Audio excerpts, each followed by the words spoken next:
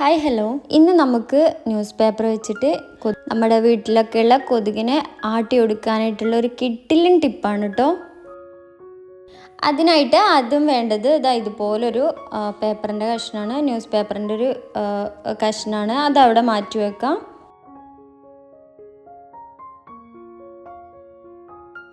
ഇനി ഇതിലേക്ക് ഒരു മിക്സ് തയ്യാറാക്കണം. അതിന് വേണ്ടിയിട്ട് ഞാനിതവിടെ 2 അല്ലി വെളുത്തുള്ളിയാണ് കേട്ടോ എടുത്തിട്ടുള്ളത്.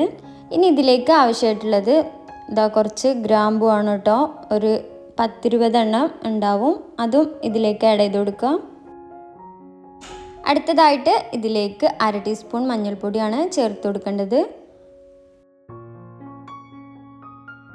ഇനി ഇതെല്ലാം കൂടെ നന്നായിട്ടൊന്ന് മിക്സിയിൽ ക്രഷ് ചെയ്തെടുക്കുക. അല്ലാന്നുണ്ടെങ്കിൽ ഇടിക്കല്ലിലിട്ട് ചതക്കി എടുത്താലും മതിയാവും.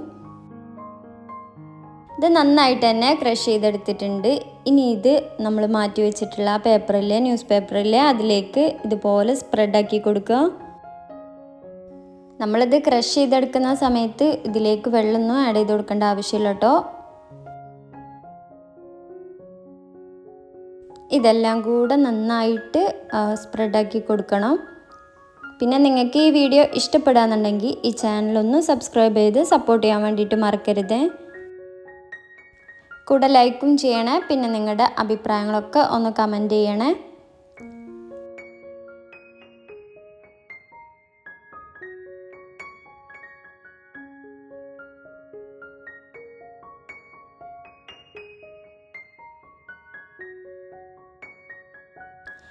അപ്പോൾ ഇത് നന്നായിട്ട് തന്നെ എല്ലായിടത്തും സ്പ്രെഡാക്കി കൊടുത്തിട്ടുണ്ട്. ഇനി ഇത് വീഡിയോയിൽ കാണുന്ന പോലെ നന്നായിട്ട് മടക്കിയെടുക്കുക.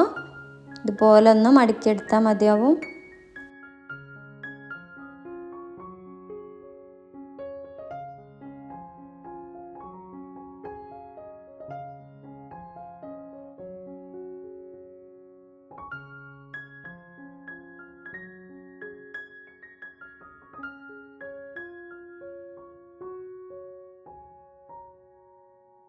ഇതുപോലെ നന്നായി മടക്കിയെടുത്തതിന് ശേഷം നമ്മൾ വീട്ടിൽ യൂസ് ചെയ്യാത്തൊരു പാത്രത്തിലേക്ക് ഇത് വെച്ച് കൊടുക്കുക. എന്നിട്ടിത് നല്ലോണം ഒന്ന് കത്തിച്ചു കൊടുക്കുക. അപ്പോൾ ഇത് പെട്ടെന്ന് അങ്ങോട്ട് കത്തി പോവില്ല. ഇതുപോലെ പതുക്കെ പതുക്കെ പുകഞ്ഞ് കത്തുള്ളൂ കേട്ടോ.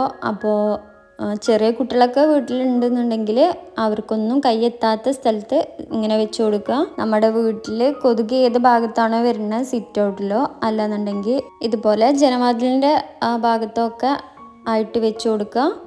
കൊതുക് പിന്നെ ആ ഭാഗത്തേക്കേ വരില്ല.